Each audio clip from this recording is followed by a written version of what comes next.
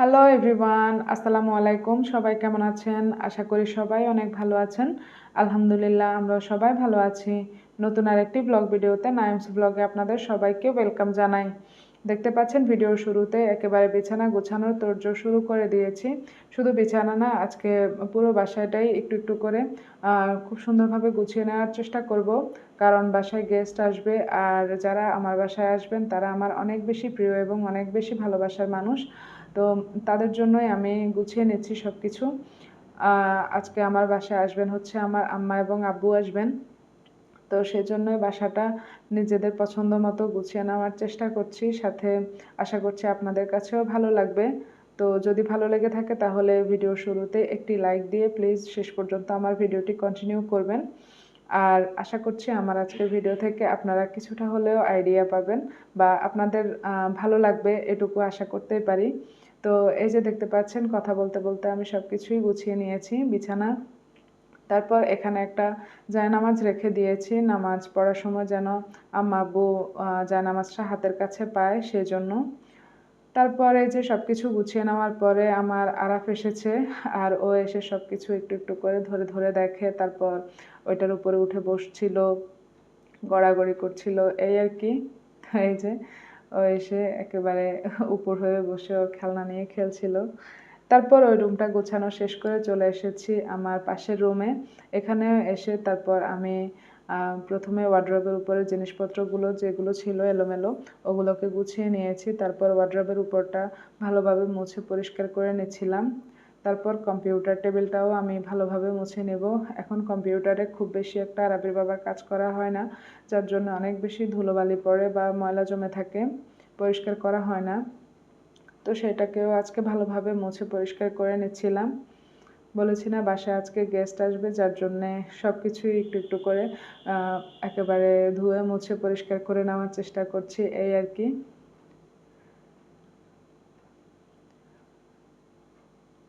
Computer টেবিলটা গোছানোর পর আমি বিছানাটাও ভালোভাবে গুছিয়ে নিয়েছি। আজকে বিছানার এই রুমের চাদরটা চেঞ্জ করব না, এটা আরও কয়েকদিন পর আমি চেঞ্জ করে নেব।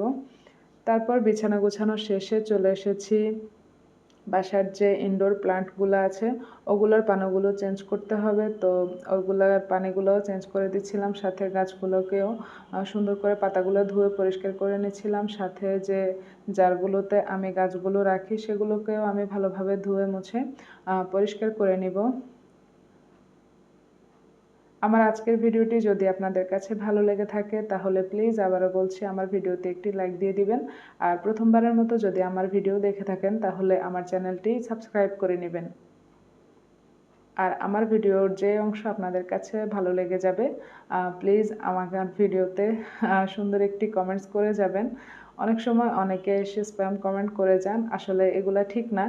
আমার এটা খুবই ছোট একটা চ্যানেল, নতুন একটা চ্যানেল। আশা করছি আপনারা এই ধরনের কমেন্টস করবেন না, এতে করে আমার চ্যানেলে কিন্তু সমস্যা হতে পারে, সাথে আপনাদের চ্যানেলেরও সমস্যা হবে।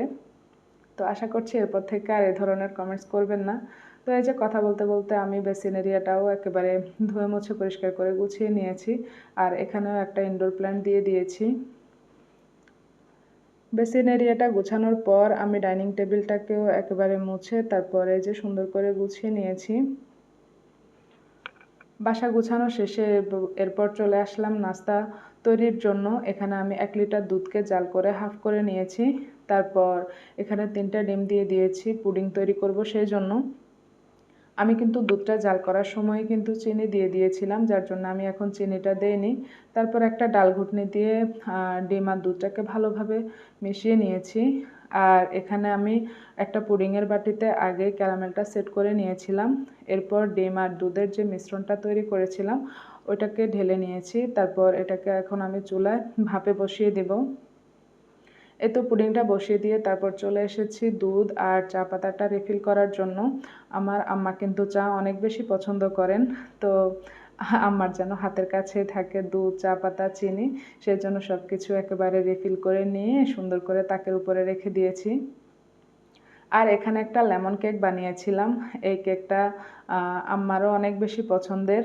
আর গরম গরম কেক কিন্তু আমার আম্মা অনেক বেশি পছন্দ করেন। তো আসার কিছুক্ষণ আগেই এই কেকটা বানিয়েছিলাম। এত বেশি সফট আর এত বেশি মজা হয়েছিল কেকটা। দেখতে পাচ্ছেন একেবারে তুলতুলা, মনে হচ্ছে যেন ধরলে ছিঁড়ে যাবে এরকম। তো এই যে কেকটাও তৈরি করে নিয়েছি। পুডিংটা হতে হতে কেকটাও আমার হয়ে গিয়েছে। আর এই যে এরই মাঝে আমার পুডিংটা হয়ে গিয়েছে, এটা নামিয়ে আমি এটাকে ঠান্ডা করে নিয়েছি কিছুক্ষণের জন্য। ভালোভাবে ঠান্ডা হওয়ার পর এটাকে আমি কিছুক্ষণ ফ্রিজেও রেখে দিব সেট হওয়ার জন্য। তারপরে যে আমি ছুরি দিয়ে এটার চারপাশটা কেটে তারপর এটাকে আমি প্লেটে ঢেলে দেখিয়ে দিচ্ছি। দেখতে পাচ্ছেন পুডিংটাও মাশাআল্লাহ আজকে অনেক বেশি ভালো হয়েছে। দুধটা যত বেশি ঘন করে নেওয়া হয় পুডিংটা কিন্তু অনেক বেশি ভালো হয়। এতে করে অনেক সময় পাউডার দুধটাও দেওয়ার প্রয়োজন পড়ে না। তারপরে তো সবগুলো কাজ করে নেওয়ার পরে এখানে আমি টেবিলে কিছু জিনিসপত্র রেখেছি। আর এগুলো কেন রেখেছি সেটা আপনাদের সাথে একটু শেয়ার করি।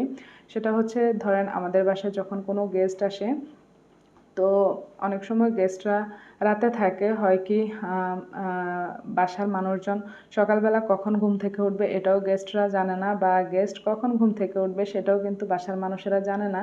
তো সেই ক্ষেত্রে হয় কি, বাসায় যখন কোনো গেস্ট আসে, তো আমি কি করি, এরকম ছোট বিস্কিটের প্যাকেট, তারপর কিছু ড্রাই ফ্রুটস এরকম বক্সে করে তারপর টেবিলের উপরে রেখে দেই। কখনো কখনো আমি বেডরুমেও রেখে আসি। তো আজকে যেহেতু আম্মা আর আব্বুই বাসায়, সেই জন্য আর বেডরুমে রাখে আসিনি।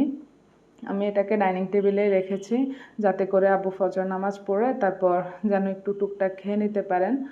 আমাদের উঠতে উঠতে হয়তো বা একটু লেট হবে, বা নাস্তা বানাতেও একটু সময় লাগবে।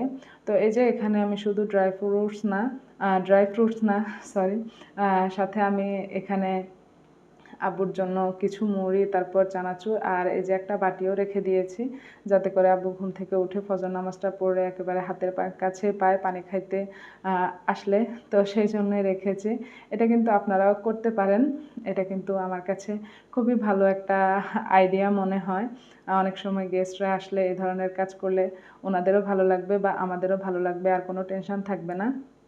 তো এই তো আমিও করে নিয়েছি। আমার আজকের ভিডিওটি কেমন লেগেছে অবশ্যই কমেন্টস করে জানাবেন। ভিডিওটি আজ এ পর্যন্তই। সবাই ভালো থাকবেন, সুস্থ থাকবেন। আল্লাহ হাফেজ। আসসালামু আলাইকুম।